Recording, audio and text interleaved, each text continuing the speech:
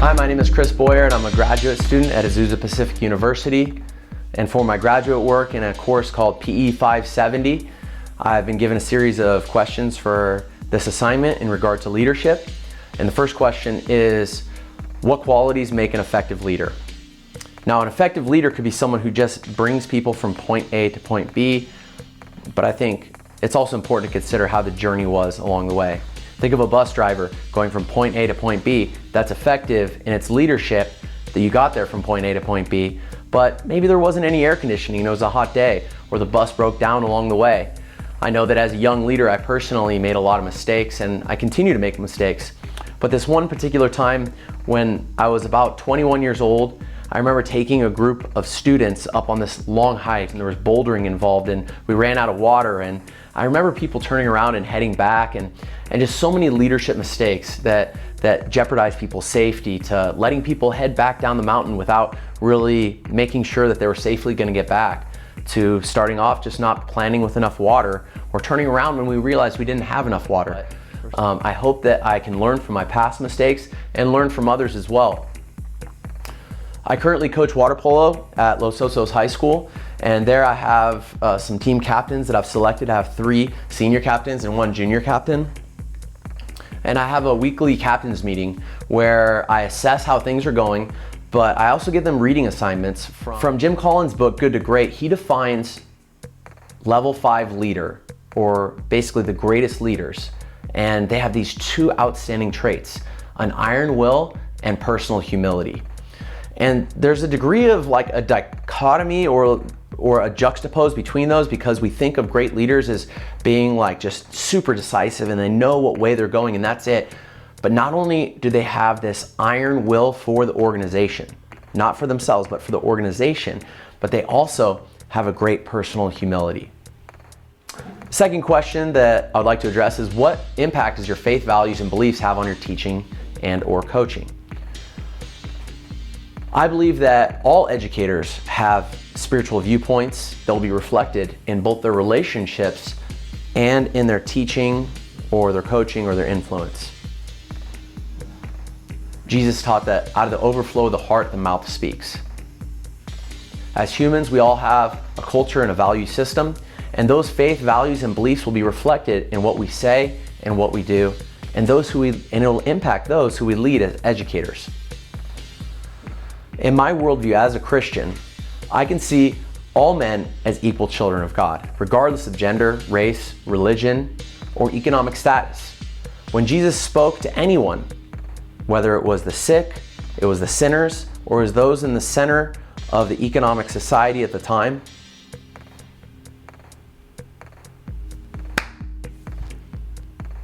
in my worldview as a Christian, I see all men equal in the eyes of God, regardless of gender, race, religion, or economic status.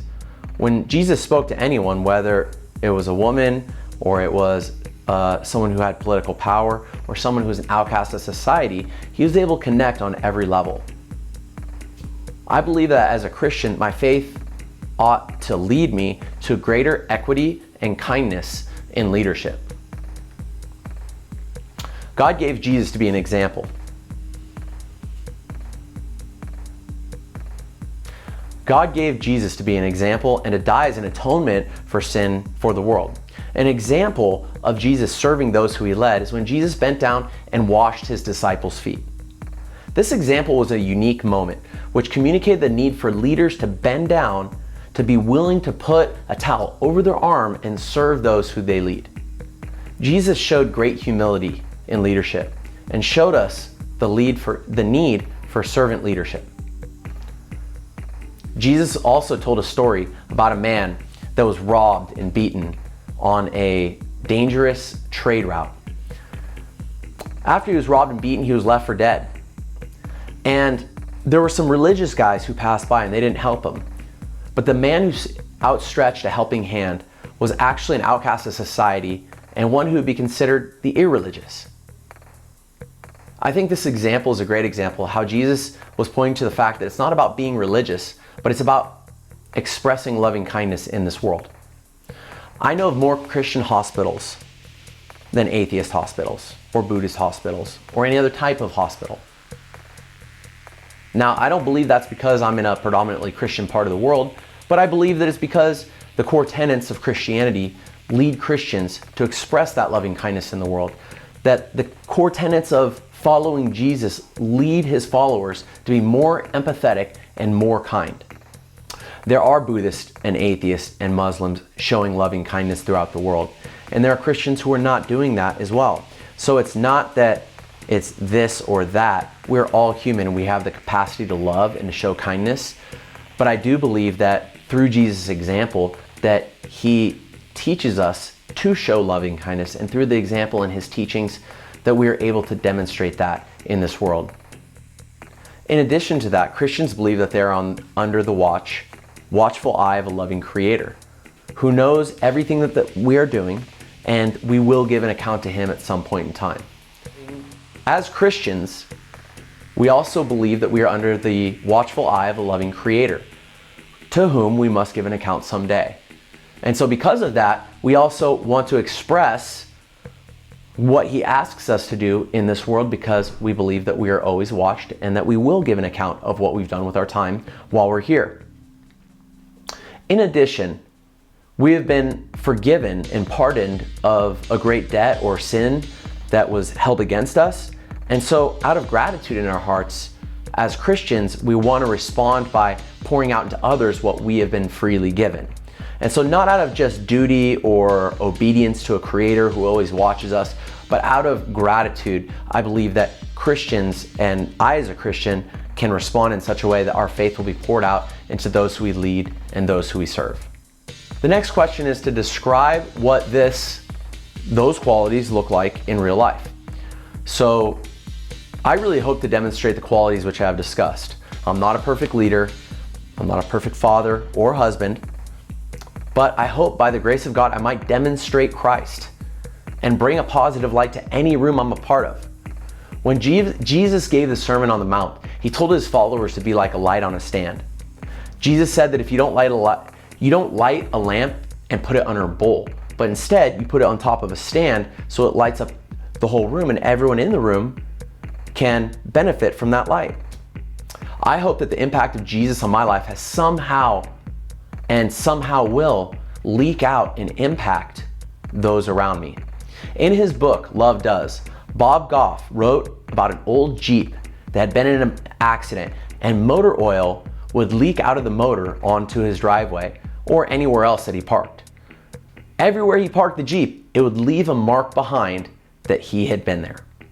Like his Jeep, if Christians are full of the Spirit and full of faith, that will naturally leak out into each and every endeavor of our lives. As a coach and as an educator, I want to demonstrate my faith in loving kindness. I also want to learn to be a level 5 leader. In my coaching and teaching, I would hope to demonstrate great patience and careful instruction. I want to demonstrate how a coach can have high standards and a strong command presence, and yet be filled with graciousness and kind words towards those he leads and serves. I'm personally leading a coaching staff of 3, so I have 2 other assistant coaches, and I've appointed a number of team captains, 3 senior captains and 1 junior captain, as well as I have 2 captains for each of the lower level teams. Each week I have the captain's meeting, as I've mentioned, and during our meeting, I listen to the feedback that they have, their reflections on their leadership reading, and their feedback on the state of the team. 3 of the questions that I ask the students each week is, what's going well? What do you want to see more of? And what must I change? I've heard it said that no leader can make the appropriate decision with wrong information. So as a leader, I'm trying to gather as much information as I can from them to be able to direct the decisions of my programming and where we're going as a team. Although it's hard hearing their feedback at times, it can be difficult. I feel it's really helped me to navigate the waters of coaching and make adjustments when necessary. Of course, I have to say that I haven't arrived at becoming a level 5 leader, but I hope I'm on the right path. And I do believe that it's a journey, not a destination. Thank you for listening to my thoughts on leadership.